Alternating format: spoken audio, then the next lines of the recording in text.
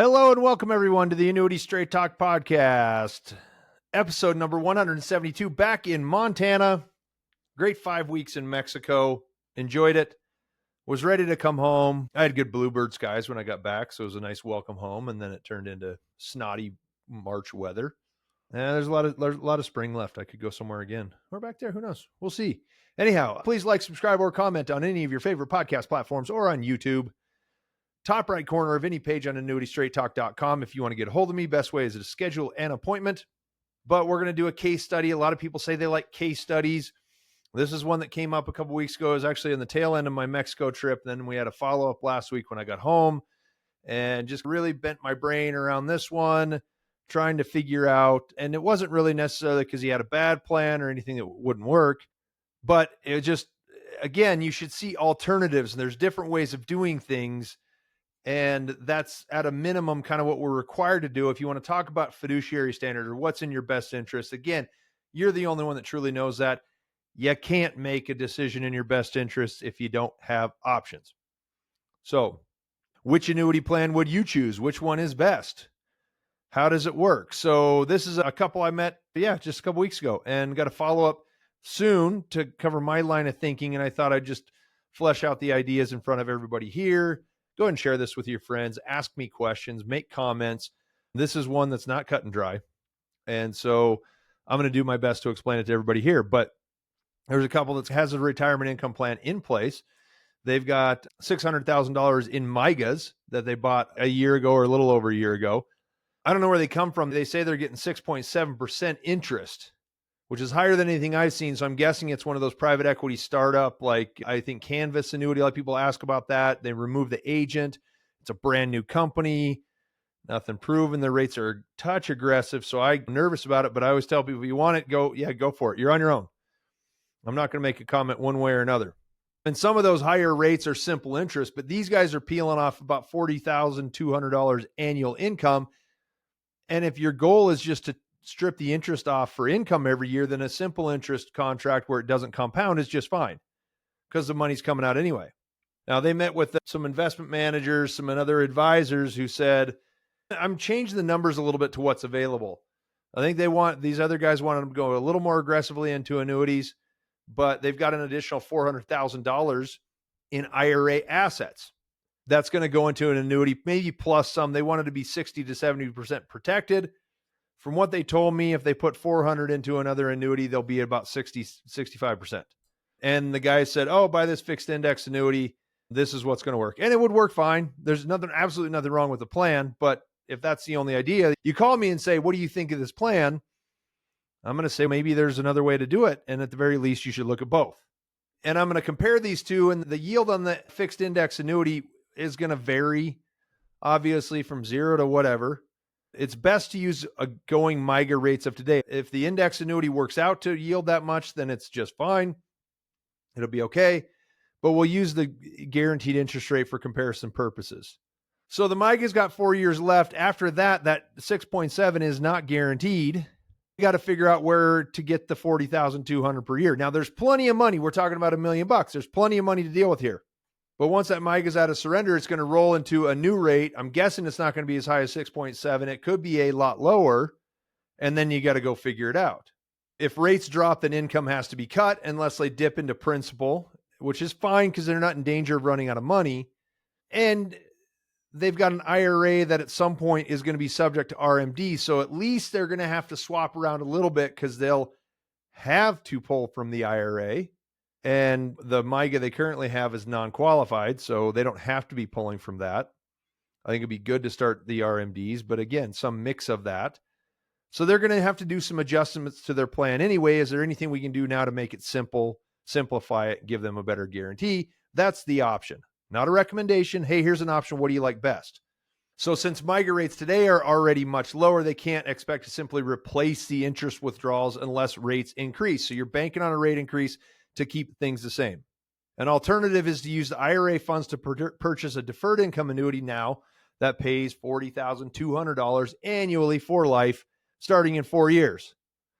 Then the MIGA can be rolled and accumulated over time at the highest rate available in 4 years or in other investments. So see how doing that would, or either way, they're not locked in really long-term on any of this stuff, except if they bought the income, it would be a lifetime lock-in, but on a much smaller amount of money. So you can get leverage out of that $400,000. So we run the numbers on both of those and see how to figure it out. Now, this is difficult. It took me a second to figure it out. So the MIGA strategy or deferred income, after 4 years, if you peel all the interest off the MIGA, it's still going to be $600,000. Now, the additional $400,000, if we use a prevailing competitive rate from a decent company, I'm not going B+, I'm not going private equity, guys that are way out of ballpark. I think it's more risky than annuity should be. Talked about it a bunch. I'm going to continue to talk about it because a lot of people are waking up to this. If that $400,000 goes into a MIGA or FIA at the prevailing rate of 5.5, in 4 years, it'll be worth $495,000 guaranteed up. So now they would have $1,095,000 to presumably be growing at 5.5%, but $40,200 needs to be withdrawn annually. So we run this out over 20 years, 5.5% of the balance minus $40,200. After 20 years total, the remaining value of the account will be $1,570,000. Pretty good results. See, again, these guys are sitting in a position where they've got the luxury of having the money available to not have to worry about it, any choice of available strategies. So alternatively, what would happen if they buy a deferred income annuity today instead of another MIGA or fixed index annuity? To get $40,200 for these guys in 4 years, it costs $390,000 today. After 4 years, the income is turned on and the MIGA is reinvested to the tune of $610,000. Now, we're not going to do that, but that's the total balance of money that we have to evaluate.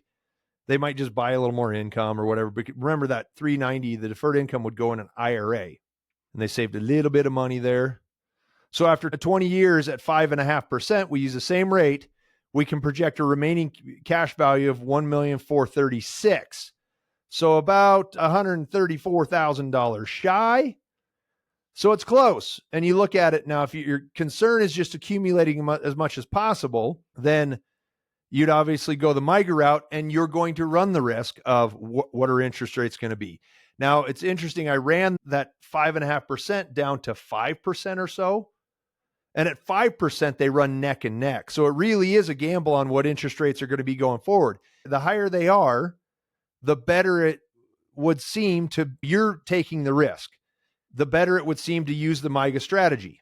So that's you taking the risk. Buying the deferred income is offloading that risk on the insurance company. Does it really hurt you that much? And you got to decide which is easier. And some people will do it different ways, and there's different reasons for doing that also. So the MIGA strategy comes with risk in the future. It could be better or worse. If rates are higher, then they win. But if lower, it won't work out nearly as well. There's also an issue with RMD, so the strategy is going to have to be switched somewhat. I just mentioned that a little bit earlier. That's probably not a material advantage or disadvantage, because I guess if the IRA was locked in now and then income withdrawals were focused on that, when the time comes, that's possible. Just a consideration to make sure you've got it organized the right way and you're not stuck. Then you got to think about what's easiest. Sticking with the MIGA strategy will be fine, but you got the risk of insurance rates. And you might have to cycle annuities every 3, 5, 6 years, however long you want to turn it into. And there might come a time when you don't want to do that anymore. So you get in your mid 70s, late 70s, early 80s. Do you really want to be shopping for MIGAs, rolling things over, adjusting your plan based on where rates went? It's a question. I'm not telling you, but a lot of people will look at that and say, hey man, if they're close, I want to take the easy path. For years, I've said the greatest advantage is one of the short-term strategies. Remember, I promote these strategies, so I do think it's a good idea if that's the way they want to do it, but they've got to see options. The best thing is that it can change. A lot of times when I was doing the flex strategy in the early years, the powerful income products were available in the early to mid 70s is when they got there. Hey, you might swap. I've had lots and lots of people swap from short-term MIGAs or index annuities and roll into income products when they hit 70, 72, 73. And a lot of those guys really benefited because we had a real spike in interest rates that you guys all know about in the past few years. So with higher rates today, the advantage of either strategy is a coin toss. Take your pick. What's it going to be in the future? We don't know. All we can project, these guys are going to be just fine, but they need to have an option. So the benefits of buying a deferred income now are going to make life a lot easier, and depending on what rates do in the future, might end up being more profitable as well. We're going to give the positive benefits to each side and each option so they can decide which is more appealing. So you get consistent cash flow, no need to readjust the plan, except for to replace maybe the MIGA money and continually keep that in competitive spots. One decision, but you don't have to alter your income plan. It automatically would eliminate concern for required minimum distributions. You turn the income on, the income's going to cover the RMD. You never have to worry about doing that paperwork every year. It's just automatic and it's done.